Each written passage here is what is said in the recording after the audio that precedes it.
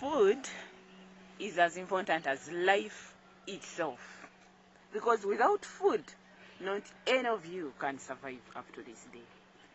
Good morning, everyone. Here it's a beautiful morning in Uganda, the northern part of this country. That's where I'm doing my farming from.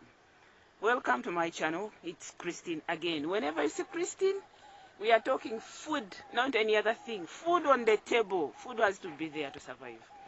Welcome once again. I've come to show you how important food is, because when we read from the biblical times in the Bible, Genesis chapter 2, verses 7 to 8, God created man. After creating man, immediately he put the Garden of Eden, the garden which had fruits. That's why Christine is also a farmer for fruits. I have a pawpaw. Near me here, there is a pawpaw. I'm a farmer for fruits, vegetables. You can ask me about that. So food is a very important item in life. God made the garden because he knew man needs food to survive. Food is an important item. When a baby is born in the hospital, I told you, so for those who have been following my story, I worked with the hospital for 5 years, then I resigned to concentrate on my farm. When a baby is born, they test this baby to know whether the baby is very normal. They put the baby on breast to feed, and they know the baby is fine. Normally, psychologically, the baby can know living things need food to survive. So a baby has to breastfeed. They know the baby is very fine. Food is very important. Besides that, I was making fun to one medical officer. I told him, please, you are doing a lot of work here, but at the end of the day, you refer a lot of patients to us. The medical officer was like, how? Where? I said, to the farms. You give them medicines and tell them, go and drink a lot of juice with this medicine. Go and eat a lot of grains, roughages, to help you in your stomach. Like if somebody is constipated, you eat a lot of grains. These roughages are very good. So I told him, you always refer patients to us, the farmers. So we are working together with you medical officers out there. Thank you for the work you're doing. Food is very important. I've never seen anybody organizing a party and you don't tell people that after all the speeches, we shall have something to eat. But I had one, but I think it was making fun. Told the friends that the venue is properly organized, come with your food. Was that a party? How can you call people for a party and you tell them come with your food? It wasn't a party, I think. Or it was just for fun, because parties always have food. So food is very, very important as life itself. But its scarcity is increasing day per day. Some of the indicators that scarcity of food is existing. Some of you may say, no, for us we have food. But some of the indicators are here. Number one, the prices of food today.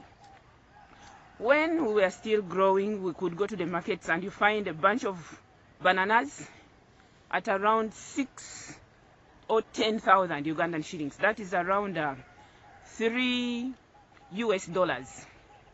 But right now, if you want a bunch of banana which can satisfy a family of around 5-6 people, it's around 20,000 Ugandan shillings. That is around $6-7 US.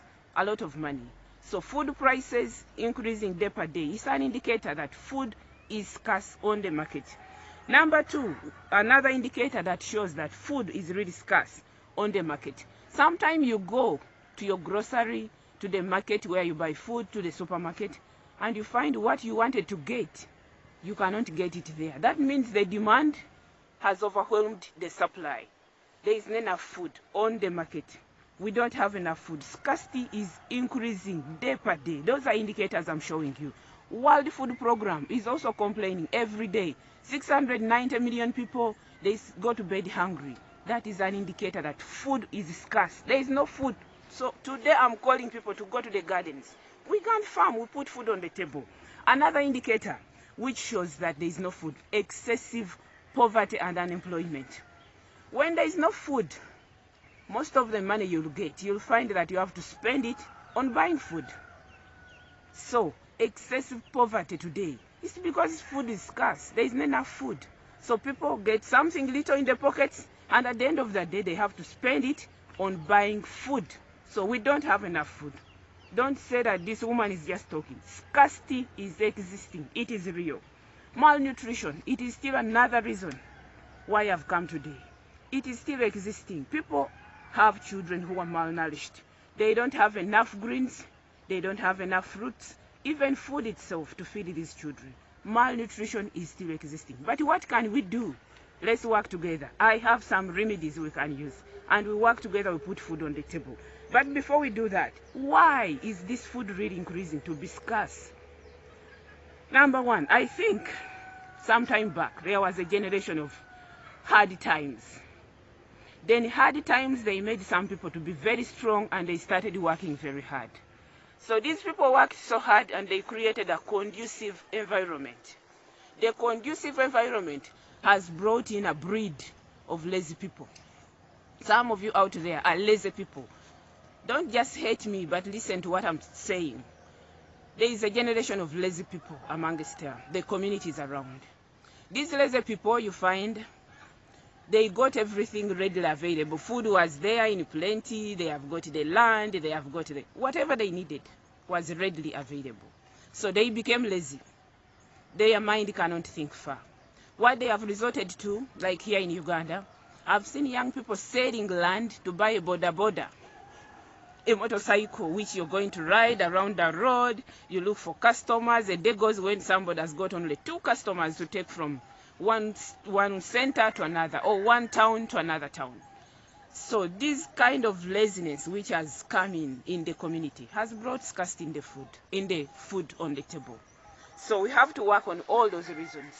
Why are there lazy people in the community? Number 2, why food is not enough.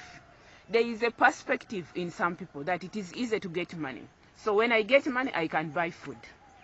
That's why you're seeing the betting companies, the gaming companies, they are growing slowly, steady, fast. They are growing. Because people think you can easily get money here and there, then you survive. But at the end of the day, these people who are doing betting, at the end of the day, I'm seeing their women coming to me in the evenings. Christine, do you have some greens? Let me get some greens of 1,000 and I can put some food for my children. So gaming companies, people thinking that it is easy to get money, they think it is also easy to put food on the table. So all those factors around, they are bringing the gap for food, the scarcity for food, to increase day per day. Another issue that has brought in this situation, there are people who love pleasure more than anything. Lovers of pleasure, leisure. They get any small money, they want to go to the trading centers and chill and relax. Lovers of pleasure, you have brought scarcity of food in the market. Then there are other factors which we also need to work on. Number 4, lack of proper information for farming. Please, if you want to enter into farming, make sure you're learning as much as you can. I myself am a secretary by profession. I resigned being a secretary to join farming. But every day I'm learning a lot. I've made myself a researcher of how we can get food on the table. So make sure you get enough information. Number 5, poor farming methods. Here we are farming in semi-arid areas. Farming in semi-arid areas, it is a hard to farm area. Because people with cows, goats, in the dry season, they always leave them to walk freely everywhere. So they eat everything and it goes back to zero. So poor farming methods, they have also increased this issue of scarcity in food. Number 6, soil health. Many soils today are not fertile. I made a video for you who have been following my story. You can also go back and check on it. It's called the sure deal you need. That all soils today need fertilizers, need manure to produce the way they should. So we need to work on our soils, then we can get the food we want to get. Number 7, crop selection for a particular locality. Don't just pick any plant, any seed, and you plant it anywhere. Make sure you get enough information about what you're going to plant, wherever you want to plant it. It is very important, crop selection. Another issue, number 8, low access to farm inputs like fertilizers. All these are brought in issues of food scarcity on the market. There is no food because people don't know where they can get inputs for farming. Number 9 is poor distribution of rainfall and water supply for our plants. All these issues, like in countries like Uganda, developing countries, we don't have irrigation schemes. So we have to find a way of getting our water to support our plants if it is a dry spell. Personally, I've created bottles in my gardens. If you can look somewhere far ahead, to make sure my plants can survive the dry season. And really, they have worked for me. Those who have been following my story, I've shown you how we put those bottles, how we make them water our crops. So with all the above factors, agriculture is suffering a lot. People need to eat. People are lazy, they cannot work. But no one was born lazy. That means you can also change and you do some work. You put food on the table. But still, it is not late. Things like information. We can get information.